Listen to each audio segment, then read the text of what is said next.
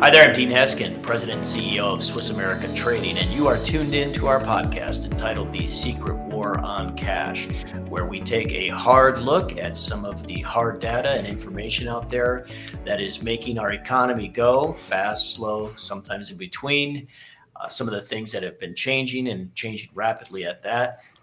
One of which those topics we're going to discuss here today. And I have with me my co-host, Chris Agelastos. Good morning, Chris. How are you? I'm doing well, thank you. You look fantastic. And since you look so good, let's just jump right into this. We're going to get right back into our topic of BRICS. We've done numerous podcasts at this point on BRICS, the alliance. It started off with Brazil, Russia, India, China, and South Africa, and it's grown immensely. There continues to be not a lot of coverage of BRICS and what they're doing here in the United States. In fact, the coverage they do oftentimes is to minimize the significance of it. Some would even suggest that really it's just a notion or an idea that probably won't have any teeth to it or probably won't last. But yet it continues to grow more and more and more. And in the vein of this recent growth, we'll call it, this first article we'll look at here, it says BRICS is to form a parliament to oversee the alliance as a whole and the de-dollarization. So to me, that screams of the fact that there are a lot of people, countries, who have gotten together. Mm-hmm. They have formed an alliance, which we're familiar with. They're going to put basically a governing board over that. And it seems more often than not, as it says right here in the title, the central focus is de-dollarization, which is, we'll call it code, but it's not even really code for saying we want to annihilate the US dollar. And it's funny, We'll not say funny, we'll say interesting or apropos. How about that? Mm-hmm. That in the photo here, when you talk about destroying the dollar or this de-dollarization, you've got Putin there right in front with his hand up. Like if there is one person who is probably the most dead set on doing this, it would be him. Yeah. And now it looks like he's gaining a pretty strong group of friends. So what is this parliament going to do? What does this look like? And is this going to help accelerate this whole de-dollarization that we've been hearing about? Well, I do think one thing here, Putin really likes the idea of this parliament to oversee things. And he also really likes free elections as long as he wins every time. So I have a feeling that this is really going to be, Russia and China, at the top and telling everybody else what to do and managing it. Not to say that, they aren't going to have some influence these other nations, but it's really Russia and China. Let's be honest about that. And, they have no love lost for the dollar, right? They come right out and say it, just like the headline there. De-dollarization is their focus. The main idea of this parliament is to make sure that the BRICS alliance maintains their focus and doesn't, get off track. And that means, punishing the dollar, if you will, and strengthening their local currencies, basically shifting the advantage that the U.S. dollar has had over to their nations. That's why they're creating this new, digital payment system. They're talking about connecting their central banks to make transactions amongst each other even easier and faster. And what that's going to do is just fuel the growth of BRICS. So I really don't think that it's funny when you're right.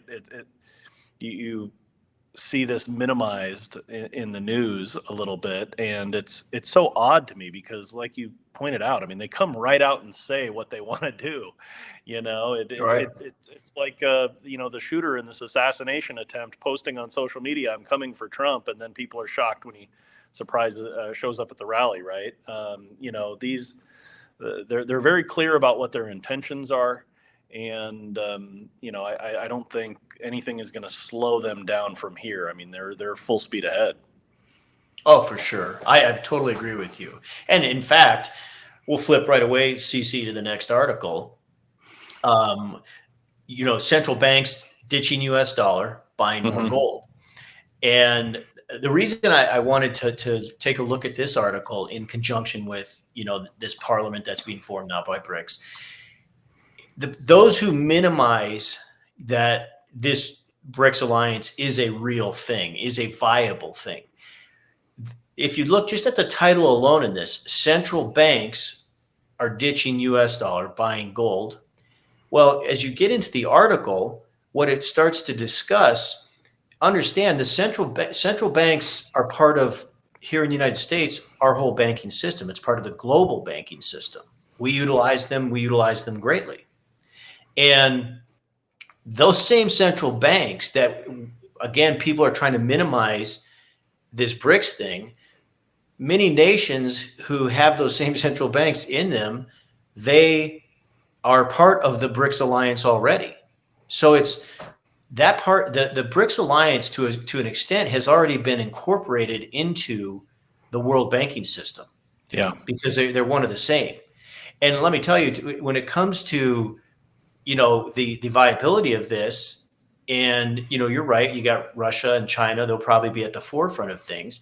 But as we've talked about on other podcasts, this isn't a tough sell to get these other nations on board, because what they're saying is they're not going to be dollar reliant any longer. Mm-hmm. That's number one. And number two, it's going to help strengthen their own domestic economy and domestic currency.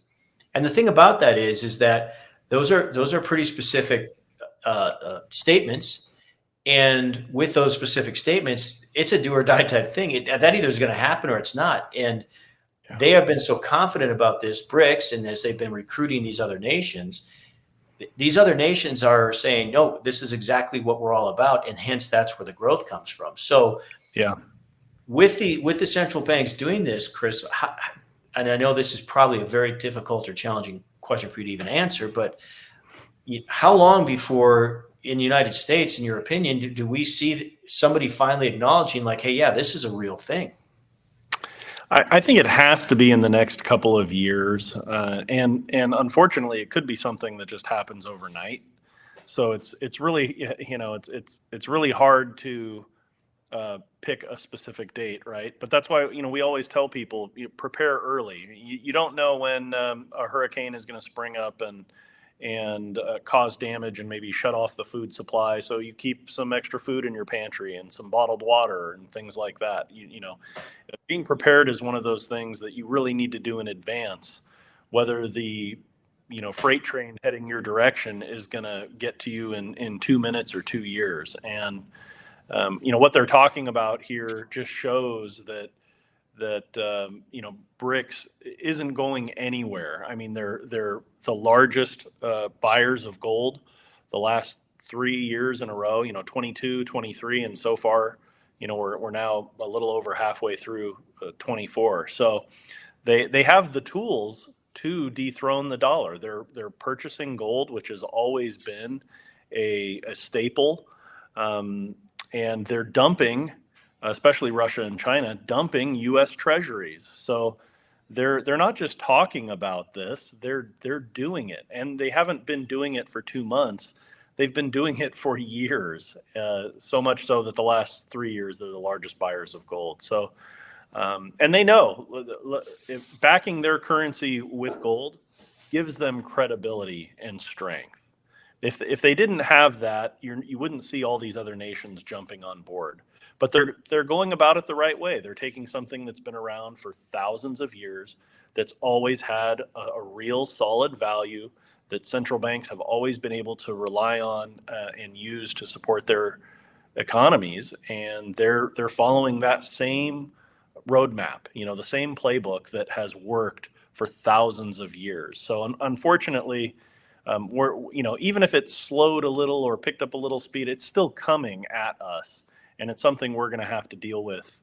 And unfortunately, it's too bad for the dollar, because we really we had a lot of years where the dollar was used as gold, basically, for these central banks. They used the U.S. dollar to really strengthen their positions, and now they've abandoned that and are going back to a more time-tested tool that they can use to benefit them. And unfortunately, that's not good for the U.S. dollar or the United States as a nation.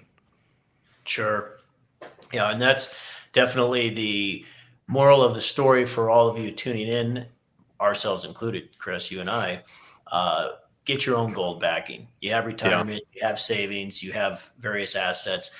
The time to have a gold backing to your portfolio, number one, couldn't be better, but the time is right now, not tomorrow, not the next day. And you haven't even touched on this, but gold prices, they are suggesting here by year's end are going to be topping $3,000 an ounce and perhaps more than that. And what we've already seen this year makes that a very viable statement or prediction that many have made. So if you haven't contacted our office to find out more about gold, you can please do so at 1-800-289-2646 or visit us online at SwissAmerica.com.